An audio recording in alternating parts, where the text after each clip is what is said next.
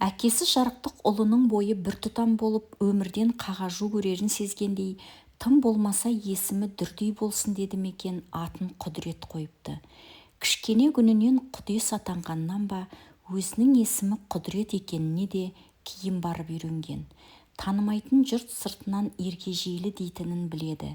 Әне қара, ергежейлі адам деп тұра қалып бір-біріне көрсететін әдепсіздерге де үйренген, назар аудармайды.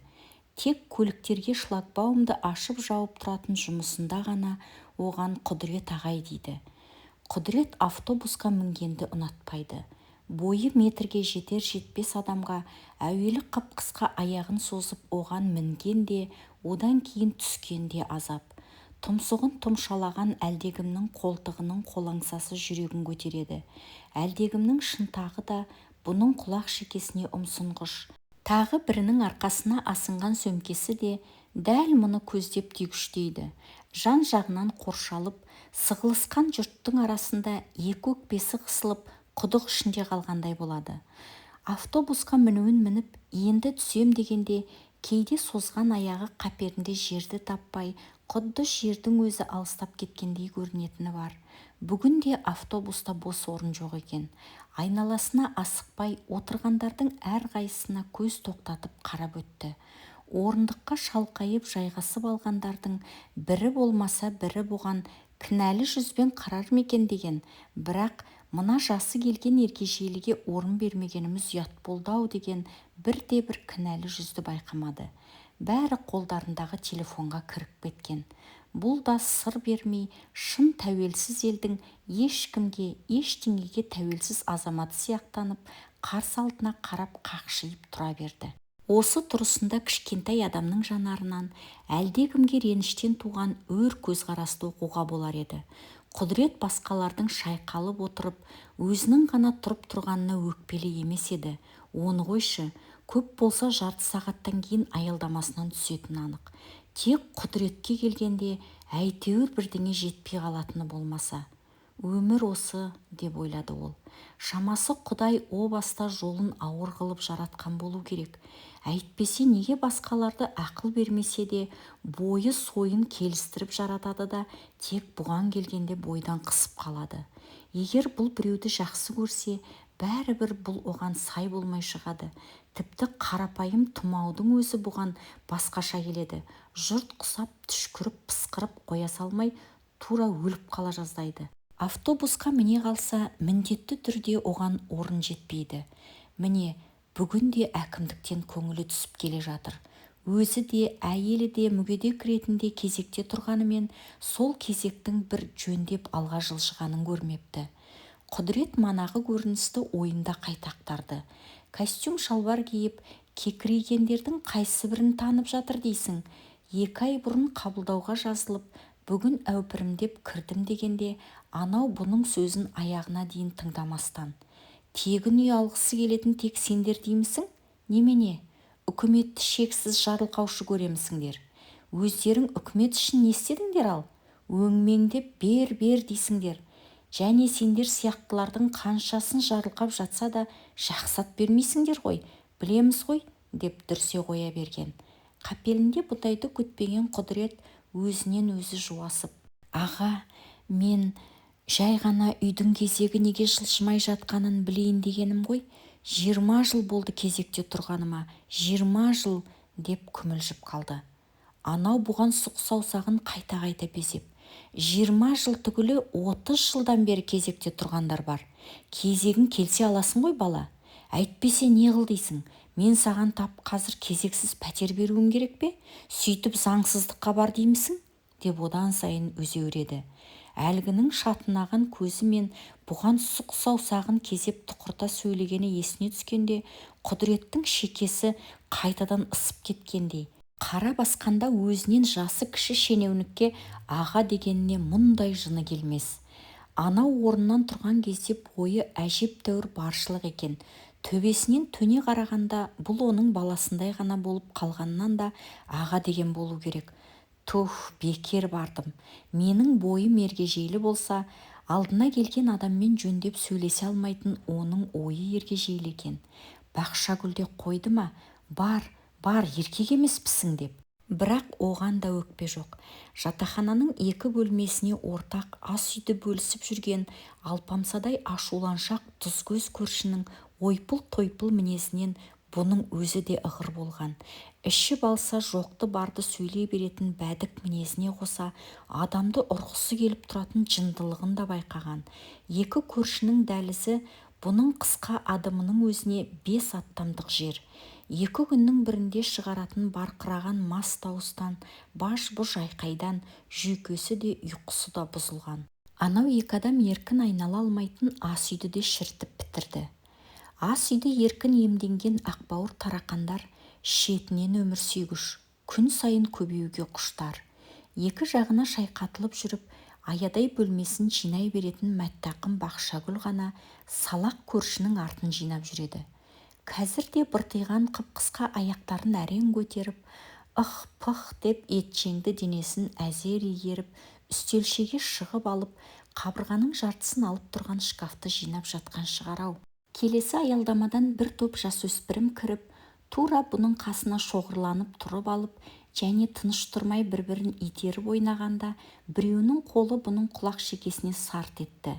«Қайда тұрсыңдар өзі? Тыныш тұруға болмай ма?» деп тіл қатты өкпелей. Сонда барып олар бұған таңырқай көз салған. Бойы баланың бойындай, даусы жіп-жіңішке кішкентай адамға қараған көзқарастарында мынадайда кішкентай адам болады екен ғой деген таңғалыс тұрды. Есік алдында көршілері әдеттегідей ажырасқан, қосылған эстрадниктердің өмірін талқылап жатыр екен. Құдіретке бұл қызық емес. Басқалардың өмірі, қателігі туралы айта бергісі келетін, жұртты көбірек сөз қылатындардың өзінің өмірінде одан да ұятты нәрселер көп болуы мүмкін деп ойлайды. Жатақхананың кіре берісінде әкімшілік кодекс бойынша деп бұның бойынан ұзын қылып ереже жазып іліп қойыпты. Оны орындап жатқан ешкім көрінбейді. Дәліздің ұзына бойына қажетсіз газ плита, сынған есік, ортасы опырылған кресло тізіліп тұр. Айнала ыбырсып, қоқыс шәшігі де қашанғыдай аузы мұрнынан шығып жатыр. Өзін көп шектейтін адам сияқты, өзіне сенбейтін үкіметтен бастап бәрі ереже шығарғыш, ережені қатырады, бәрібір нәтижесі жоқ деп ойлаған күйі тас қараңғы жерде сүріне жаздап бөлмесіне әрең өтті. Құдірет кейде қатар-қатар қабат үйлерден құралған қалада жүріп, балалық шағындағы сұрқай кеңістіктен тұратындай көрінетін құм жазығын сағынатын. Тіпті бәрін тастап барғысы келер еді. Бұлар құмды ауылда тұрды ғой. Құдірет ертеден кешке дейін құм үстінде жалаңаяқ ойнайтын. Құмнан тау мен қорған тұрғызатын. Ал ертеңіне қараса, көзге көрінбейтін біреу келіп, кешегі жерді дәу алақанымен сипап кеткендей теп-тегіс болып жатушы еді. Құдірет әкесімен мал жайып жүріп, осы қарай берсең көзің талатын шетсіз де шексіз жазықтан бұрын соңды ешкім байқамаған ерекше бірдеңе көретіндей, кешегіден бір ерекшелік байқайтындай болып көзін алмайды. Бала көңіліне сол көз жетер жерге дейін сақиналанып, шимайланған жазуға ұқсас іздерде әлде бір құпия бардай көрінеді.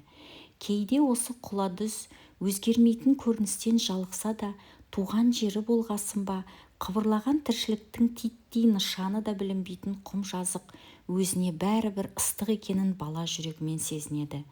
Қолда-аяққа тұрмайтын 5-6 жасар кезінде талай рет тамның төбесіне шалқасынан жатып алып, кешкі аспанға жанарын қыдыртып, армансыз тамашалайтынын айтсаңшы.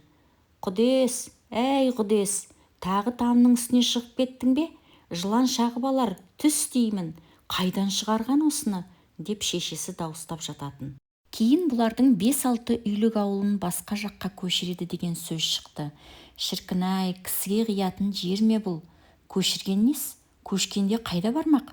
Көшпеймін десең сүйреп шығармайтын шығар? Жоқ, көшпеймін деуге болмайды екен. Қалай да көшіреді екен. Үкіметке мына жер керек болып тұр ғой. Полигон дей ме, бірдеңе салады екен. Полигон дегені не сонда? Итім біліп пе? Не болса да үкімет өлтірмес. Бір амалын қылар. Қалың елді далаға тастамас. Бір күні бұларға үйден шықпай отырсын деген бұйрық берілді. Сол күні қараптан қарап қапырық күшейіп ауа тарылып кеткен. Бұл әшейіндегі ып-ыстық желі ұрып тұрған аңызақтан бөлек еді. Бірдеңе гүрс еткен дауыс естілді де, жер өзінен өзі дік ете қалды. Құдірет сонда тысқа жүгірген. Онсыз да шақырайған шілденің аспаны шаңқай түсте одан да қатты жарқ еткендей болды. Құдірет сонда шығыс жақ беттен үлкен саңырауқұлақ пайда болғанын, сол-ақ екен әп сәтте жер мен көктің түтігіп, түгел әппақ шаңға айналып кеткенін көрді. Құдіреттің кешкісін тамның төбесіне жатып алып, тамашалайтын әдемі аспаны қайда, күн сайын үстіне саусағымен сурет сызып ойнайтын құм жазығы қайда, айырып болмастай. Әлде қайдан шыққан бір дыбыс айдаладағы телеграф сымынан да қаттырақ дыңылдап үзілмей, біразға дейін құлағында тұрып алған. Бұның құлағы танитын аңызақ желдің дыбысынан басқа дыбыс еді бұл.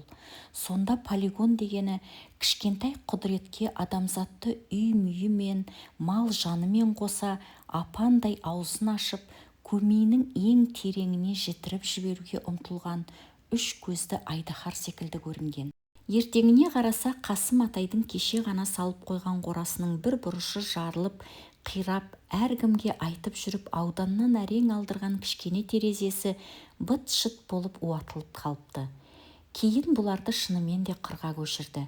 Мал өсіретін совхоз екен, адамы да көп, шаруашылығы да жетерлік екен. Дәлізде балалардың шу-шу еткен даусы арасынан мысықтың мияулағаны қоса естілетін сияқты болғансын құлағын түрді. Әлгі аянышты дауыс тура жәбір көрген сәбидікі секілді. Шыдамай орнынан тұрып дәлізге шықты. Бір топ бала үймелеп тұр екен. Құдірет қастарына жақындап келді.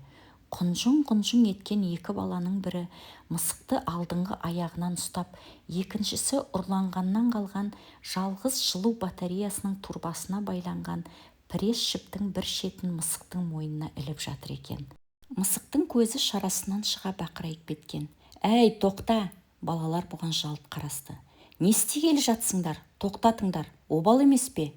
Тұзағын жөндеп жатқан жалпақ сары бұған иек қақты. «О, карлик! Че тебе надо? Иди не вмешивайся», деп қояды екіншісі. «Карликті көрсетем мен саған, жібер мысықты». «Говорят же, не вмешивайся в то, что тебя не касается». «Әкел бері». Жалпақ сарының қолындағы жіпті жұлып алмақшы еді, бойы бұдан биік, өзі әлді бала итеріп жібергенде Құдірет кәдімгідей шайқалақтап кетті.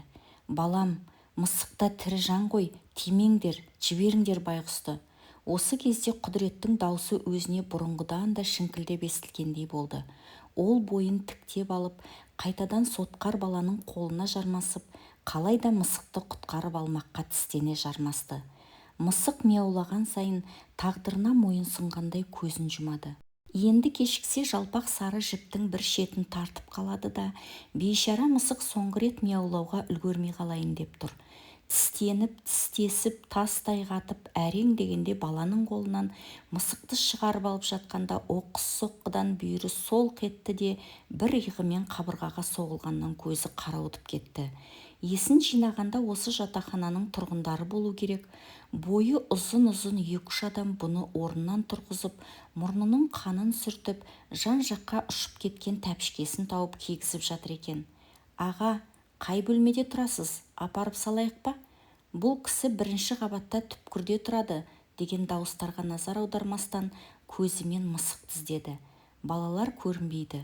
Мысық жылу батареясының тасасында үрпиіп отыр екен. Бақшагүл бұның қойнындағы мысыққа самырқау көз салды. Тіпті бұның әлем тапырық түрін де, мұрнының қанағанын да байқамағандай. «Мысық па немене?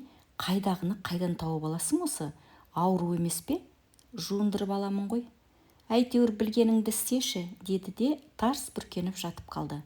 Құдірет әйелін түсінгісі келеді. Оның осы немқұрайлығының ар жағында бұған деген өкпесі жатқанында аңғаратындай. Ол өкпе қайдан шығады? Әрине, бұдан әлде бір жылу күткеннен, соны ала алмаған болуы мүмкін. Бала мысық Құдіреттің шылапшынға су құйып, шампунь қосып жуындырғанына титтей тырнақтарын көрсетіп, айбат шегіп қарсыласса да, сүртіндірген кезде мияулап бақса да көнді. Құдірет пен Бақшагүл кейде шүңкілдескен болып шәйлерін ішеді, кейде бір-бірлерімен шаруалары жоқ екі ауылдың адамы секілденіп, әрқайсысы өзімен өзі. бір-біріне жастары 50-ге жақындап көріп таныған адамдардың арасында не болуы мүмкін, не байланыстыруы мүмкін? Бұларды қойшы, жастай қосылған адамдардың да бұрынғы сезімдерінен жұрнақ қалмай, бірақ сағаты соққанша бір-бірінен ажырамайтынын көріп жүр ғой. Оның себебін де Құдірет өзінше түсінетін секілді. Бәлкім ұзақ жылда адамдар бір-біріне бауыр басатын шығар. Әлде болмаса жалғыздықтан өлердей қорқатындарынан да бір-біріне байланатын шығар. Мүмкін кешегі күндеріне деген сыйластықтан да шығар. Ал ғұмырдың көбін жалғыз өткеріп келіп бас қосқан бұл екеуіне не өкпе бар? Бірде Жамағайын жеңгесі бұны іздеп келіп, қайным деп жылы сөйлесіп отырып, осындай да осындай ауылдың келесі шетіндегі пәленшенің үйіне өзіңмен жасты, жағдайы да өзіңдей бір әйел адам қыдырып келді. Ол да жалғыз екен. Екеуің тілдессеңдер, бәлкім жарасып та кетер ме едіңдер, деген. Осы жасына дейін жалқы жүрген, әке-шешесі кеткелі бұрынғыдан да тұйық тартқан бейбақ қайнысын жалғыздықтан құтқарып алуға құлшына кіріскен жеңгесі айта бергесін, көңілі қалмасын деп амалсыз қозғалған. Барды, көрді, көңілі қырдың желіндей ұйтқығаннан не басқа лепті байқамады. Бұның өзі сияқты бойы өспей қалған Бақшагүлдің мінезі ақ жарқын екен. Көрген жерден ақтарылып, жатырқамай сөйлесе кетті. Әке-шешеміз болса жоқ, бауырлардың өз қызықтары өздерінде, екі жарты бір бүтін деген, екі қортық қосылып бір ұзын болмасақ та, жалғыз жүргеннен гөрі бір-бірімізге серік болайық деп салдырлай күлген. Құдірет өзі былайғы жұртқа байқата бермегенімен, оны-мұны сөзді көтере алмайтын шамшыл шәргез адам еді. Әйелдің мына сөзіне не дерін білмей түйіліп қалған сонда. Оның үстіне тап сол сәтте бірге қартайсақ дегенді ойламағаны анық. 50-ге жақындағанда қартаюды ойлау ерте. Десе де, тағдырым осы шығар дегенге тоқтаған. Содан бері өмірлері өзінше өтіп жатты. Кейде жайлы, кейде іш пыстырарлық, кейде көңіл күйі болмайтын, кейде еш себепсіз жақсаратын да. Ерінің ештеңеге көңілі толмай жүретін нарау қалпына Бақшагүл де үйренген. Бойларының бәкенелігі болмаса, екеуінің сыртқы пошымы мен мінездеріндегі қарама-қайшылықтар көзге анық көрінер еді. Бақшагүлдің бойы бұдан аласа болғанымен, тұлғасы бұған қарағанда шымыр, орындықта отырған кезде ергежейлі емес, әжептәуір алып адам сияқты көрінетіні бар Құдіретке.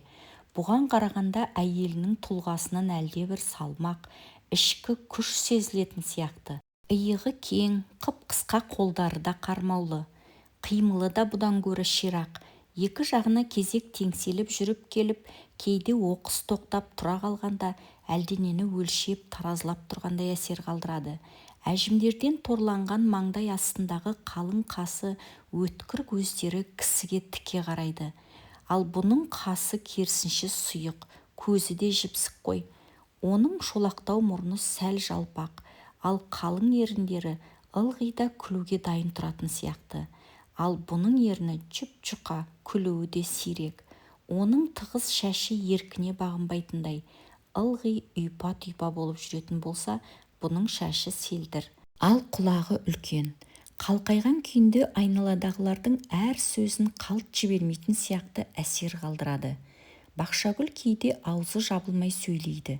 Әке-шешесі кеткелі, іні келіні мен сіңілісінің суық бауыр екенін, ағайын туыста беретінің болмаса есігінен несиеге сығаламайтынын, жүйесіздік жайлаған қоғамда адамның құны көк тиын екенін айта береді.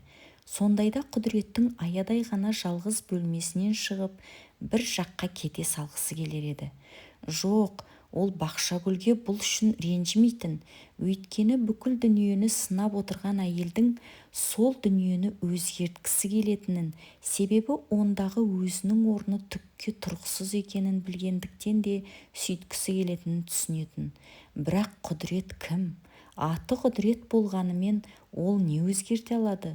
Ол өзін Бақшагүлдің көңілінен шығатындай, ештеңе істей алмайтындай көреді. Ертеңінде қалта телефонның дызылдағанынан оянып кетті. Телефондағы дауыстың бір түрлі күңгірлеп шыққаны сондай қапелінде түсінбей қалды да, кімде болса бұған ана дүниеден қоңырау шалып тұрғандай көрінді. Көптен хабарсыз жатқан алыс ағайын екен. «Аға, тойға шақырамыз» деді. «Ылғи ағайын туыстың жиынынан қалыс жүресіз. Осы жолы жеңгемді ертіп келсеңіз қуанып қалар едік. Сізді төрімізден көргіміз келеді. Ауылға да көптен келмедіңіз-ау». Бұл оған барам деп те, бармаймын деп те айта алмады. Той топыр десе бір түрлі іші басы ысып кететін сияқты. Жас кезінен сондай. Кейде көп жиналған жерге бұл да барғысы келетін. Бірақ елдің назары өзіне ауғанда қайда кетерін білмейді. Балам үйленеді де, құтты болсын. Келін қай жақтан?» «Келін ауылдан. Айтпақшы, құдағи сізді таниды екен. Өткенде құдалыққа барғанда сұрап жатыр».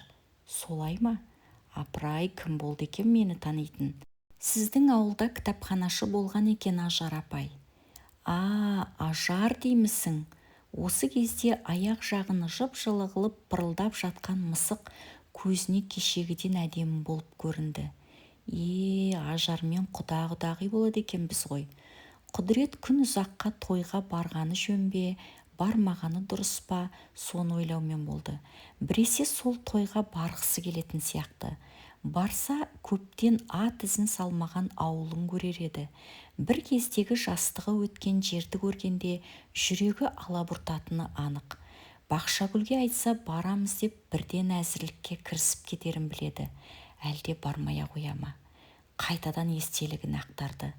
Содан бұларды құмнан көшіріп қырдағы ауылға орналастырды. Мектепке де сол жақтан барды. Кейін Заготскотқа жұмысқа кірген. Бір күні ауылдың кітапханасына қала жақтан бір қыз келді. Бірыңғай ашымсыздау киінетін шаруа адамдарының ішінде жалғыз өзі әппақ болып киінген кітапханашы қызды көргісі келе беретін. Ал ол мұны байқамайтын да. Қыздың ажары бөлек еді. Ажар деп атын қалай тауып қойды екен? Құдірет былай да кітап оқитын.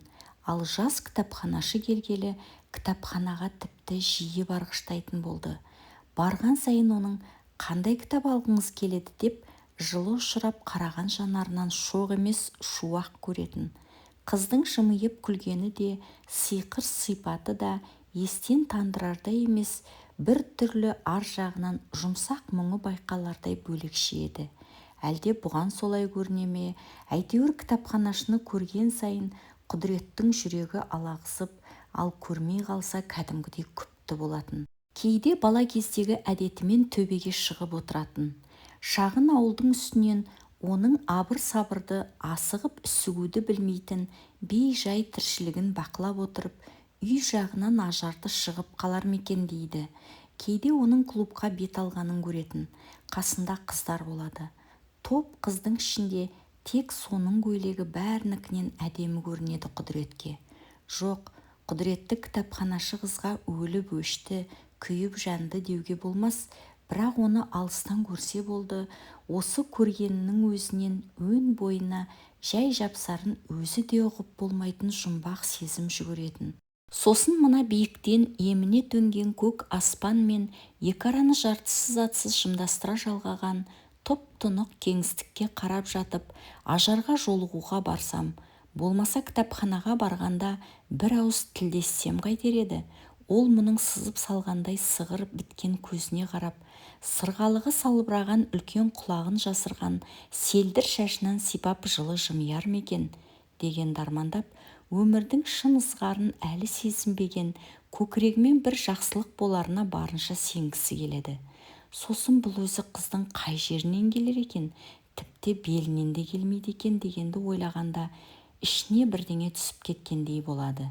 Құдірет сонда өзінің ергежейлі екендігіне тұңғыш рет өкініп, жүрегін әлде қалай бір мұңлы күй шымылдатып, өзінің осыншама аласалығынан шаршап, құрық бойындай болмасам да, неге ең болмаса 1,5 метрге жете қабыл болмады мекен дегенді ойлап, тамның үстіне күн батуға бет алғанша жата беретін. Өйткені «Құдес, тағы да тамның үстіне шығып алғанбысың, жылан шағып алмасын» дейтін шешесі де жоқ еді қасында. Кейде ойша оған хат жазбақшы болады. Ал жазды делік. Онысын көршінің сатпақ танау сартайынан беріп жіберсе, егер одан жауап келсеші, ол жауап қандай болуы мүмкін? Ұялшақ сезімін жеңіп, хат жазғанда қыздан не естуі мүмкін? Сіздің жақсы адам екеніңізді білемін, бірақ сыртқа ажары келіспеген адамды жақсы көре алмаймын деп жазып жіберсеші. Құдірет өз ойынан өзі шошып кетеді. Жоқ, жазбайды. Сөйтіп жүргенде ажарды күйеуге шығады деп естіді. Естігені бар болсын. Талай арман ұя салған бұның көкірегін бір жалмауыз от шатырлатып тұрып аяусыз өртеп жатқандай болған. Сонда ғой құдіретке күндегі өзі жұтып жүрген таза ауаны біреу алмастырып кеткендей, бүкіл ауылдан күңірсік қапастың иісі сезілгендей. Сонда ғой құдіретке тамның төбесінде жатып алып, армансыз көз салатын кеңістікте бұрынғыдай емес, бұған дегенде тым енжар, тым самарқау, тіпті бүкіл дүние тасбауыр көрінген. Әке-шешесі кеткендегі қайғысы бөлек, ал мына жолғысы басқа еді. Құдірет шетсіз шексіз сахарада адасып, аптап ыстықтан ерні кезеріп, әбден қаталап жеткенде жұтып жан шақырар зәмзәмін әлде біреу тауысып қойып, пұшайман болған жолаушыда еді. Сонда ғой аңсарына жете алмай тозған құдірет үйінен 2 ай бойы шықпай жатып алған. Өйткені іші басы ма, арқасы ма, әйтеуір бір жері ауырған. Ажарынсыз қалғанда құдіреттің ішіне тастай мұз кіріп кетіп, содан не демала алмай, не жазыла алмай қалған сияқты болған. Бұны шегерсіз қылған тағдырына деген тымырсық өкініштің ырқынан босадым дегенше де айлар жылдар өтті. Бір күні сол ішіне кірген мұз еріді ме, әйтеуір өзінен өзі әлдеқайда жоғалып, әрі қарай баяғыша өмір сүруге болатынын байқады. Содан бері ойынан шығармаса да, жүрегінің сонау түкпіріне қалтарыста ұстайтын ажарды енді қайтып көрем деп те ойламаған. Ақыры құдағи болып шыққанын қараш, тойға барғаны жөн бе, бармай-ақ қойсам ба екен деп ойлады тағы да. Сөйтті де мысығын ойната бастады. Тілі жоқ демесең кәдімгі бала сияқты, ойыншыл, шаршамайды. Күн ұзаққа құдіретті күтіп жүретін сияқты. Құдіреттің алдына жатып алып бірге теледидар қарайды. Бұған бауыр басқаны сондай, кейде Бақшагүлден қызғанатынын байқады. Мысық демесең адам сияқты ғой, дейді Бақшагүл оған. Кеше зейнетақысы түскен. Сорпалауға үйдің тауығын не қаз алайын деп базарға келіп еді, бір шетте ғана біреу жалғыз өзі жалғыз қаз ұстап отыр екен. Онысы да үсті басы лас, арықтау ма, бір түрлі сүмірейіп көрінді. Қаншадан бересіз? Қаздың иесі столдың тасасынан қапелінде бұны көре алмай, дауыс қайдан шығып тұр дегендей жан-жағына қарап алды да, бір кезде барып басы үстелге әрең жетіп тұрған бұған көзі түсті. Қаз емес түйе сатып тұрғаннан әрмен кекірейіп, мұның басындағы жүні түтілген малақайынан бастап, балалар размеріндегі күртесін, аяғындағы ана жылғы алғаннан бері мігір көрмегеннен, тұмсығы ағарып қалған аяқ киіміне дейін мұқият қарап шықты да, келісі 3000, бірақ сізге 2000-нан беремін инвалидтерге. Ой, кешіріңіз, сіз сияқты адамдарға түсіреміз ғой. Ол бұны бір түрлі шаршап тұрып айтқандай көрінді құдіретке. Рахмет деген құдірет қақпаға бұрылды. Оның дәл осы қаздың етін жегісі келмей қалды. Құдірет үлкен супермаркеттерге бара бермейтін, ондағы биік сөрелерге, есік тұтқаларына жете алмай жатқаны. Ол тек өзі үйренген, көз таныс болып қалған дүкенге барады. Іздегені сонда болса алады, болмаса келген ізімен қайтады. Осы жолы да өзі баратын дүкенге соғып еді, ежелгі дәуірде болған алапат суықта тас болып қатып қалып, содан бері ерімеген тауық сандарына қарап тұрып бір күрсінді де, ішінен ең кішкентайларын таңдап алды. Ірілерін дәрі беріп егетінін естіген, ал кішкентайлары гармон жеп үлгермеген шығар дегенге өзін сендіріп қояды. Бұл келгенде Бақшагүл шекесін ақ орамалмен байлап алып, уһлеп жатыр екен. Саған не болды? Деді ақырын. Ана орыс қатын. Бақшагүл еңіреп қоя берді. Ыза буғаннан шыққан жасы тоқтар емес. Ол не істеді? Ас үйге кірсем, ол да сондай екен. Кеше алқаштарың келіп түнімен маза бермедіңдер ғой деп едім, газдың үстінде қайнап тұрған кастрөлді жұлып алып, қазір осыны басыңа құйып жіберейін бе деп тап берді ғой. Жаман қорқып кеттім. Анау ыстық суға пісіруден де тайынбайды. осыдан бізге бірдеңе істесе, екеумізді қорғайтын да ешкім жоқ қой, бізді қартайғанда бағатын баламыз да жоқ қой. Бақшагүл солқ-солқ етеді. Құдірет әйелін үнсіз тыңдаған күйі басын салбыратып отыра берді. Қазір барып бойы 2 метрге жуық орыс әйелге бірдеңе деуге бұның да жүрегі дауаламас еді. Екі иығына екі кісі мінгендей жаурынды, күйлі әйел бұның өзін допша домалата салатыны анық. Милициядан да пайда жоқ, талай шақыртқан. Құдіреттің әйелін жұбатқысы келді. Орнынан түрегеліп, тағдыр табыстырған серігіне жақындап келіп маңдайынан сипады. Ол бұның алақанында ғана емес, жанындағы бір жылуды сезіне алар ма екен?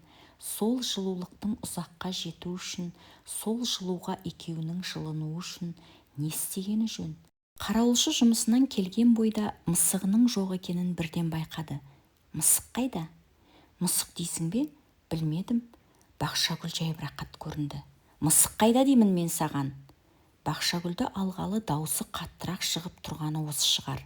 Әйтеуір әйелі бұған бір түрлі таңғалып аңтарыла қарады. Ой Құдай-ай, жүрген еді ғой, таңертең көрген едім. Екеулеп жалғыз бөлменің әптер-тәптерін шығарып мысық тіздеді. Аяғына сүйретпесін іле салып, дәлізді, одан да басқа қабаттарды шарлады. Айналадағы қоқыстың маңында қарады. Мысық үшті-күйлі жоқ. Жә, не болды бір мысыққа бола? Басқасын аларсың, деп жұбатты Бақшагүл. Басқасы керек емес, деп тоңқ етті. Ол мысықты басқасымен ауыстыра алмайсың ғой. Ешкімді де ешкіммен ауыстыра алмайсың. Жатақхана дәлізі қашанғыдай тас қараңғы болса да, Құдірет ескі құсқы заттарға түйісіп қалармын, не сүрініп кетермін деместен, қып-қысқа адымын тез-тез алады. Кейде аяқ жолыңа жарықтың түскен-түспегені де маңызды емес.